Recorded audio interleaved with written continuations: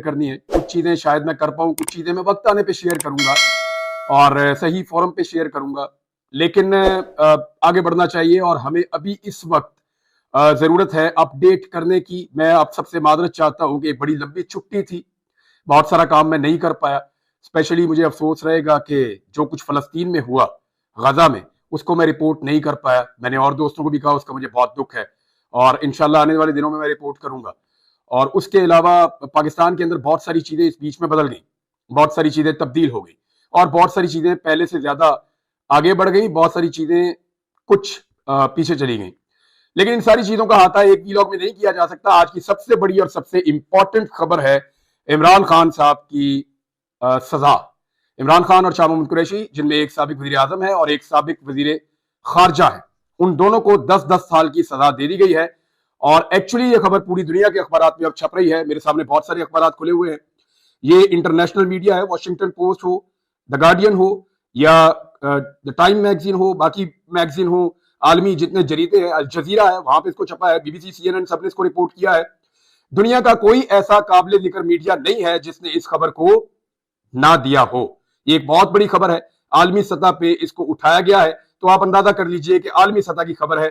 इमरान खान को सजा हो जाना ये कोई छोटी बात नहीं है। पाकिस्तान तहरीक इंसाफ के बानी चेयरमैन और पाकिस्तान तहरीक इंसाफ के सरबराह साबिक वजीर आजम इमरान खान साहब को साइफर के एक केस में सजा दी गई। ये साइफर क्या है, इसका केस कैसे बना, इस केस का ट्रायल कैसे चला, इमरान खान साहब को किन हालात में सजा दी गई, इसके बारे में मैंने बात की है कुछ उन सहाफियों से भी। एक तो मैंने सारी टाइमलाइन इकट्ठी की है, मैं इस पे पहले भी काम करता रहा हूं, और मैंने कुछ सहाफियों से बात की है जिनमें एहतशाम अब्बासी साहब और साकिब बशीर साहब का खास तौर पर मैं नाम लेना चाहूंगा। और इनसे जो मैंने इंफॉर्मेशन कलेक्ट की, क्योंकि ये उस हेयरिंग में मौजूद थे, ये वो तमाम चीजें सुन रहे थे, ये उन तमाम चीजों का जायजा ले रहे थे और उन तमाम चीजों को रिपोर्ट कर रहे थे। तो जो चीजें मैं आपको बताऊंगा उसमें इन दोनों का खसूसी तौर पे मैं शुक्रिया अदा करता हूं। खासतौर पे मैंने कुछ वकला से भी बात की है, कुछ दीगर लोगों से बात की है, तो बहुत सारी चीजें बड़ी क्लैरिटी के साथ मैं आपके सामने रखता हूं। साइफर एक्चुअली एक ऐसे डॉक्यूमेंट को कहते हैं जो एक कन्वर्सेशन होती है दो मुल्कों के दरमियान, और उसको खास किस्म के कोड्स होते हैं जिनके जरिए से इसको लिखा जाता है, साइफर। और इसको डी कोड भी किया जा सकता है। डी कोड कर इसके लिए बाकायदा एक अमला मौजूद होता है वजारत खारजा के अंदर। लगभग दर्जनों की तादाद में इन लोगों की अपॉइंटमेंट्स होती है। ये 16वें ग्रेड या उससे ऊपर के ऑफिसर होते हैं जो इसको डी कोड कर सकते हैं। दो मुल्कों के दरमियान जो बातचीत होती है उसको जब लिखा जाता है तो एक कोड लैंग्वेज है जिसके अंदर लिखा जाता है। वो जो डॉक्यूमेंट है उसको साइफर कहते हैं। इमरान खान साहब के बकौल उनके पास एक साइफर आया था और उनको इसके बारे में पता चला था शाह महमूद कुरैशी साहब के जरिए से, जिसमें अमेरिका ने मुबैना तौर पर इमरान खान साहब के बकौल यह मुतालबा किया था कि इमरान खान साहब की हुकूमत को गिरा दिया जाए। नंबर एक, ये बात की गई थी। नंबर दो, ये बात की गई थी कि जो ताल्लुकात रूस के साथ इमरान खान साहब के बन रहे हैं उस पर एक एतराज था। और नंबर तीन ये था कि अगर इमरान खान की हुकूमत नहीं गिरती एक तहरीक अदम एतमाद के नतीजे में, तो फिर पाकिस्तान को उसके नताइज भुगतना पड़ेंगे। ये जो चीज है ये इमरान खान साहब ने सामने रखी थी पाकिस्तान के अवाम के। पहली मरतबा साइफर को सामने लाया गया था 27 मार्च 2022 को। इमरान खान की हुकूमत के खिलाफ जो तहरीक अदम एतमाद पेश की गई थी वो मार्च के दूसरे हफ्ते में पेश की गई थी, यानी 8 मार्च को वो तहरीक अदम एतमाद जो है उसको जमा करवाया गया था। और उसके बाद 10 अप्रैल को इमरान खान साहब को घर भेज दिया गया था, उनकी हुकूमत खत्म हो गई थी। इमरान खान साहब ने यह कहा था कि यह साइफर एक रीजन बना है और मुझे एक साजिश के तहत निकाला गया है। अच्छा, इस साइफर में हुआ क्या क्या?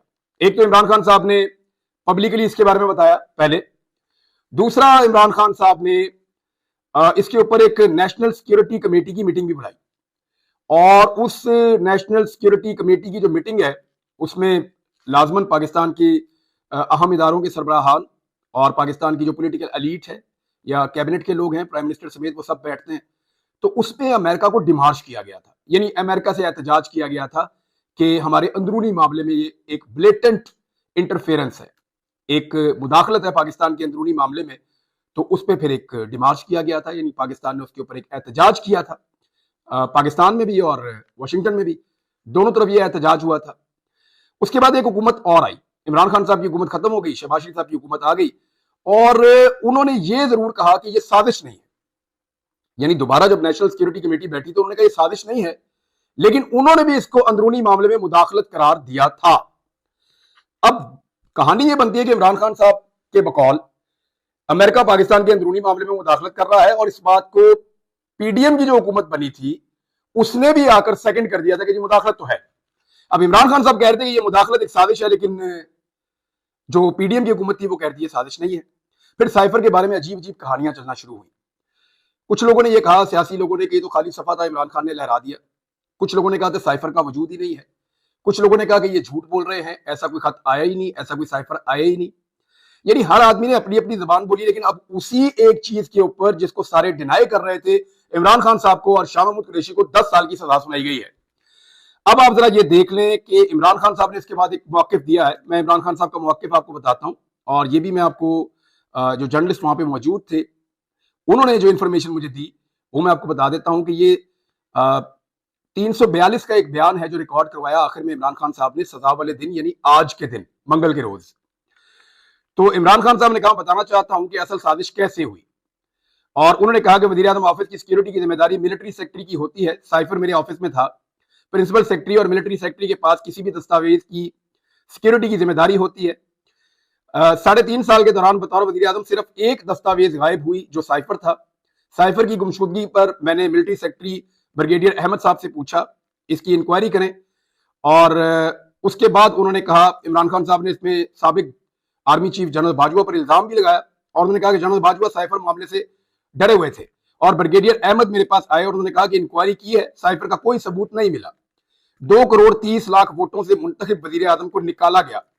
इतने वोट इमरान खान साहब ने कहा कि मैंने लिए थे और मुझे निकाल दिया गया। इस साजिश में इमरान खान साहब के बकौल वो कह रहे हैं कि साबिक आर्मी चीफ जनरल बाजवा और डोनाल्ड लू शामिल थे। कोई भी वज़ीर आज़म होता तो इस साजिश के खिलाफ आवाम में चला जाता। मैंने भी वही किया। और उसके बाद उन्होंने कहा कि शहबाज शरीफ और नवाज शरीफ जो हैं उनको फिर लाया गया, उनकी हुकूमत बनाई गई, हुसैन हक्कानी को हायर किया गया। हुसैन हक्कानी ने हमेशा अमेरिका में पाकिस्तान के खिलाफ लॉबिंग की है, पाकिस्तान आर्मी के खिलाफ लॉबिंग की है। मेमो गेट स्कैंडल में आसिफ अली जरदारी को रेस्क्यू किया था। मुझे गिराने के लिए हुसैन हक्कानी ने अमेरिकी हुकूमत से लॉबिंग की। मेरी हुकूमत गिराने के लिए हुसैन हक्कानी को $35,000 दिए गए। हुसैन हक्कानी से ट्वीट करवाई गई कि इमरान खान अमेरिका के खिलाफ है, जबकि उस वक्त के आर्मी चीफ जनरल बाजवा अमेरिकी हामी हैं। हुसैन हक्कानी ने जनरल बाजवा के कहने पर मेरे खिलाफ लॉबिंग की है, ये इमरान खान साहब ने इल्जाम लगाया। और उन्होंने कहा कि उसके बाद हमारे इत्तेहादियों को तोड़ा गया। और उसके बाद इमरान खान साहब ने कहा कि मैंने जनरल बाजवा से राब्ता किया और उनको आगाह किया।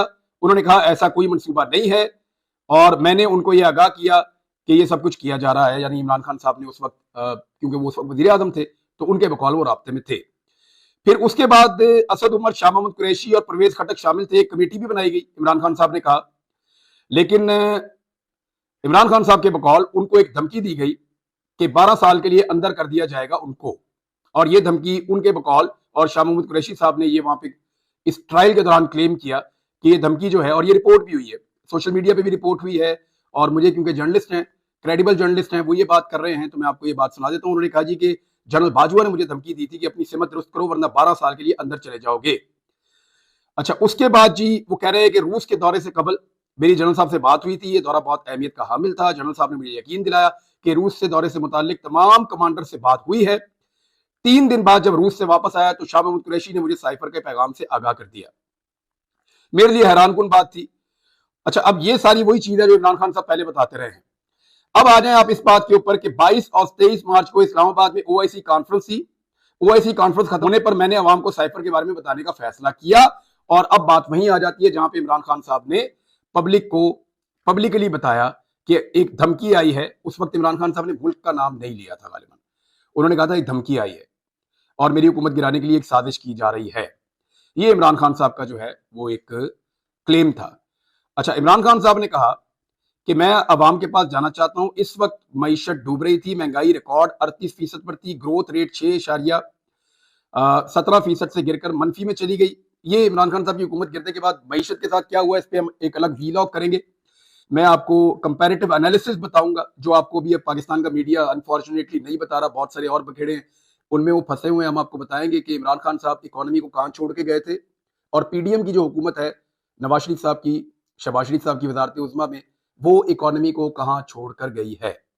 भारत इमरान खान साहब को 10 साल की सजा सुना दी गई है। ये सजा किस तरीके से सुनाई गई, इस पे जब मैंने